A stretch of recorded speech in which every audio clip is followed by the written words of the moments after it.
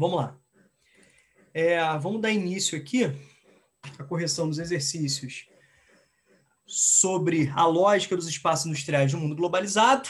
Vamos dar início aqui na 2, tá? A diversidade de atividades relacionadas ao setor terciário, né? Lembre-se do setor primário, dos setores da economia, né?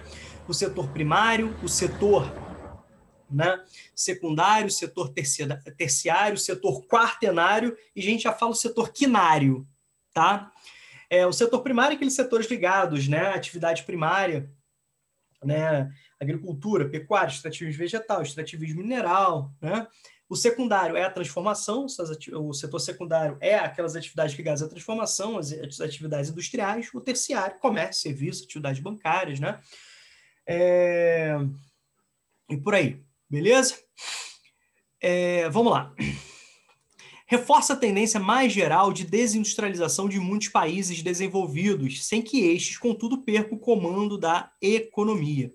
Essa mudança implica uma nova divisão internacional do trabalho, que não é mais apoiada na clara segmentação setorial das atividades econômicas. Então, vamos lá. Primeiro, certo? O que a gente pode perceber? No pós-Segunda Guerra Mundial, com grande destaque, né, a partir dos anos 50, anos 60 e anos 70, nós começamos, né, a perceber que os países centrais, os países desenvolvidos, eles passam por um processo de deseconomias de aglomeração. O que significa isso? Na lógica fordista, né, era econômico aglomerar. Então, assim, a gente vai perceber que as grandes indústrias, né, elas se apresentavam com estruturas físicas gigantes, monstruosas, né? Tudo era produzido ali, a oficina era ali, né? O escritório era ali, a garagem era ali, as áreas de estoque de matérias-primas, de produção, né? Era ali, grandes espaços físicos, né? Uma realidade fordista, né? Beleza?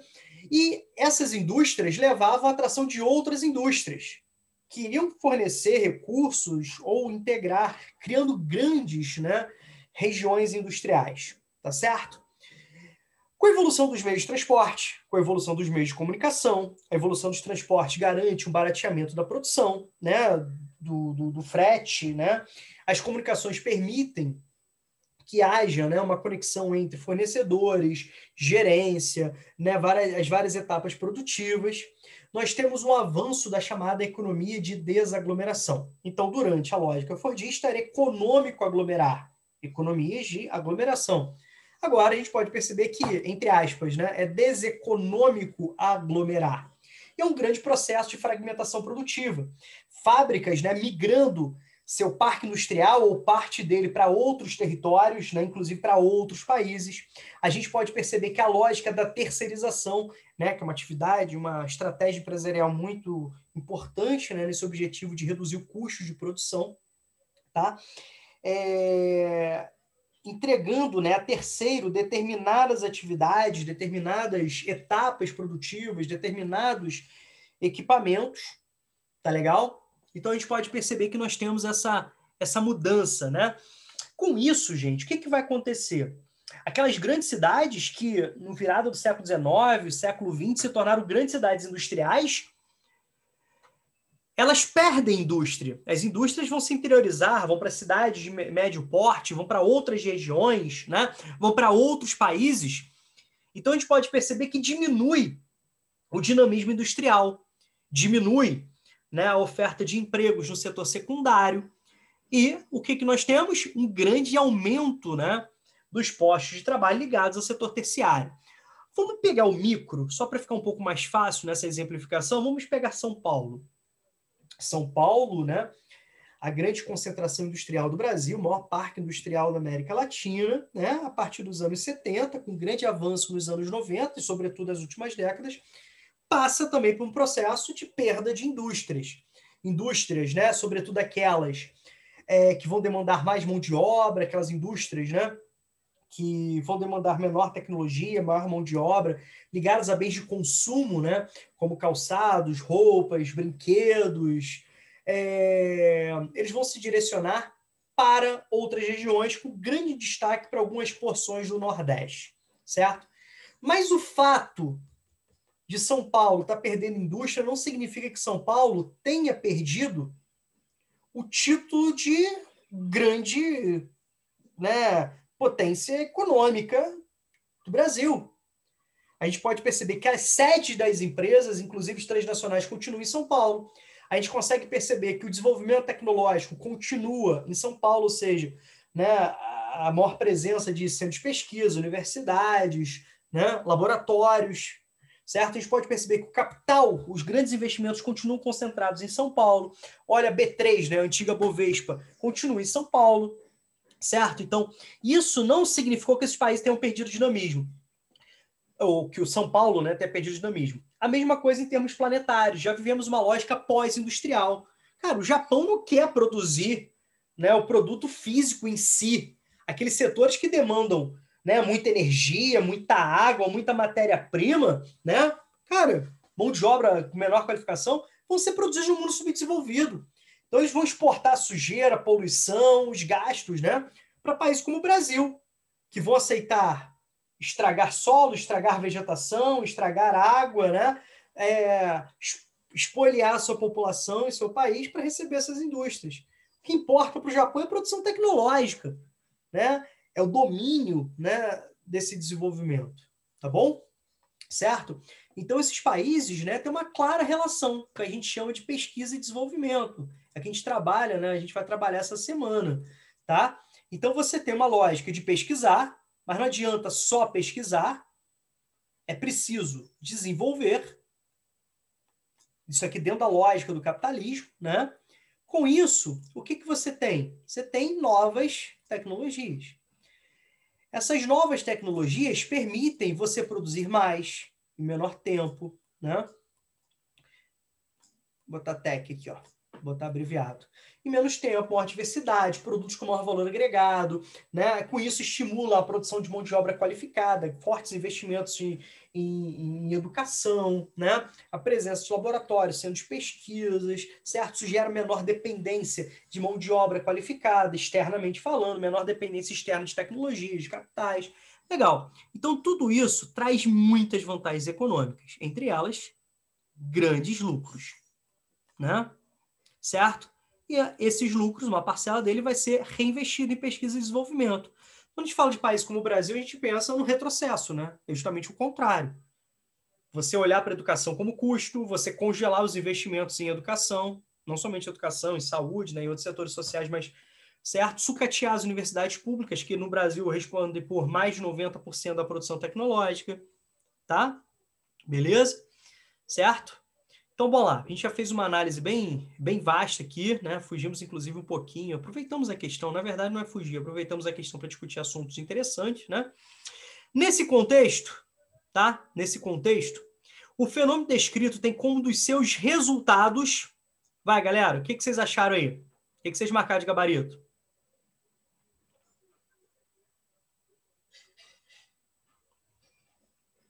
O que vocês marcaram de opções?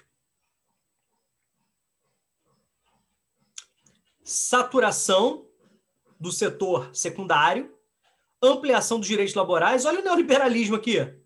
Retirada de direitos sociais, flexibilização da legislação trabalhista, né? Combate aos movimentos sindicais e sociais. Pelo contrário, nós temos uma escalada, né, ultra-neoliberal que traz como resultado, né, o desmonte das estruturas sociais do Estado, né? Você não está aqui falando que tem saturação do setor secundário, quer dizer que você não tem mais desenvolvimento industrial, a gente está falando de um processo de desconstrução industrial, de fábrica global, de deseconomia de aglomeração. A bipolarização geopolítica, isso aqui marcou a Guerra Fria, né? A gente está numa lógica da nova ordem mundial, da multipolaridade, né? Consolidação do domínio tecnológico. Como que se dá a divisão internacional do trabalho hoje? Domínio tecnológico e financeiro. Dá uma olhada aqui, ó, nesse esqueminha aqui, vê se não é isso. Certo? Primarização das exportações globais, a gente está falando de alta tecnologia, né? Mas aqui isso esbarra países como o Brasil. Os especialistas, né? Os cientistas, né? Eles apontam, cara, que o Brasil está numa iminência muito complicada, um retrocesso absurdo, através do grande avanço da primarização econômica, da comoditização do território, né? O Brasil está se destacando cada vez mais para produzir soja para alimentar porcos chineses, certo? Então, assim, Uma estrutura assim bem complicada, um retrocesso muito forte, tá? Então, nova DIT, né? A gente está falando aqui sobre a atual DIT, né? Atual Divisão Internacional do Trabalho, chamaram também de nova DIT, DIT da globalização, que é o domínio tecnológico, o domínio financeiro, tá bom? Então, nosso gabarito aqui é D. Pois não.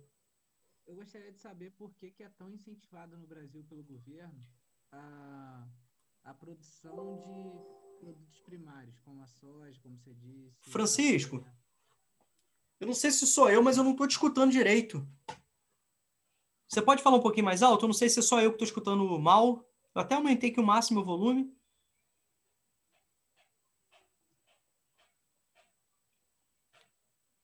Sim, é que Ah, beleza, agora eu tá show. perguntei por que no Brasil é tão incentivado é, a produção de produtos primários, como o café, a soja e muitos outros.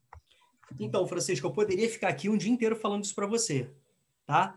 Mas eu vou, de uma forma muito simples, né, até mesmo superficial, falar sobre orientação política. Isso é uma questão histórica no Brasil, concordo? Se a gente pegar, por exemplo, a história brasileira, como que o Brasil vai se especializar? Como que o Brasil vai ser inserido nessa divisão internacional do trabalho? Como grande exportador primário, né? Dentro tanto da lógica colonial, onde o Brasil passava por um exclusivismo, né, sofria um exclusivismo colonial, né, um pacto colonial em relação à sua metrópole, que era Portugal. E mesmo com o Brasil independente, a gente pode perceber que o Brasil continua essa lógica, né, de valorização primária. Certo? Quando a gente fala do segundo reinado, a gente pensa, por exemplo, no café. Então, a grande orientação política, quem era a elite, né, política? Eram ligados à produção primária, certo? Os caras se engalfinhavam se a gente vai acabar com a escravidão ou não vai acabar com a escravidão. Mas, certo? A lógica primária prevaleceu, inclusive na República, certo? Isso prevaleceu, inclusive, na República. Quem é que vai controlar a estrutura política brasileira? São grandes latifundiários, são grandes, né, senhores de terras, beleza? E mesmo com o desenvolvimento industrial do Brasil, esse não vai ser um desenvolvimento industrial autônomo. A gente vai perceber que o Brasil continua muito pouco preocupado com o investimento educacional, com o pensamento crítico, certo? E isso vai se perpetuando. Isso vai se perpetuando, né, nesse posicionamento do Brasil como grande exportador primário, mesmo se industrializando, certo? Mesmo tendo uma capacidade produtiva maior, mesmo tornando-se, né, mais complexo a produção. Se a gente olha hoje para o Brasil em termos de orientação política, o que a gente percebe? Que mais de 50% do Brasil, do Congresso brasileiro, é representado, né, por representantes, é ocupado, né, por representantes de grandes latifundiários, né, ligados à pecuária extensiva, ligado à agricultura empresarial, né, chamado agronegócio, ligando a grandes empresas de mineração, tá? E com isso a gente pode perceber que você tem o quê? Uma orientação política para valorizar a exportação primária, beleza? São representantes ali. Então você tem leis que flexibilizam a questão ambiental, que favorecem a questão da perda, do perdão, né, dos grandes problemas ambientais, dos grandes crimes ambientais. Você tem liberação de mais de 200 agrotóxicos nos últimos anos, certo? Você tem estímulo, né, para aquisição de terras no Centro-Oeste, na Amazônia, beleza? Você tem um desestímulo muito grande à policultura. E como que você pensa isso na realidade? Quem que é o principal parceiro comercial do Brasil? É a China. E o que o Brasil vende para a China? Soja, minério de ferro, tá? E o que o Brasil compra da China? Produtos, né? Assim, quase, né, mais de 95% daquilo que o Brasil vende para a China são produtos de pouca transformação, de pouco valor agregado, tá? De pouco valor agregado. E quando a gente olha, né, o inverso, aquilo que o Brasil compra da China, o que o Brasil compra da China? São produtos de maior desenvolvimento tecnológico, produtos de maior valor agregado, indústrias, produtos industriais, maquinários, né? Então a gente pode perceber o quanto isso, né, torna-se nocivo para o Brasil em termos, né, de projeção econômica mundial, em termos de inserção na divisão internacional do trabalho, e em termos, obviamente, de qualidade de vida da sua população.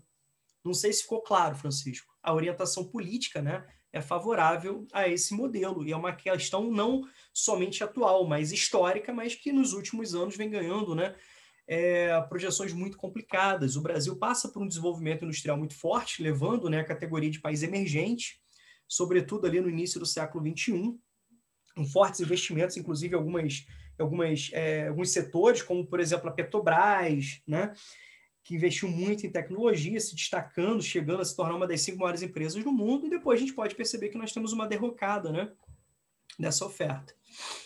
Tudo bem, Francisco? Tranquilo?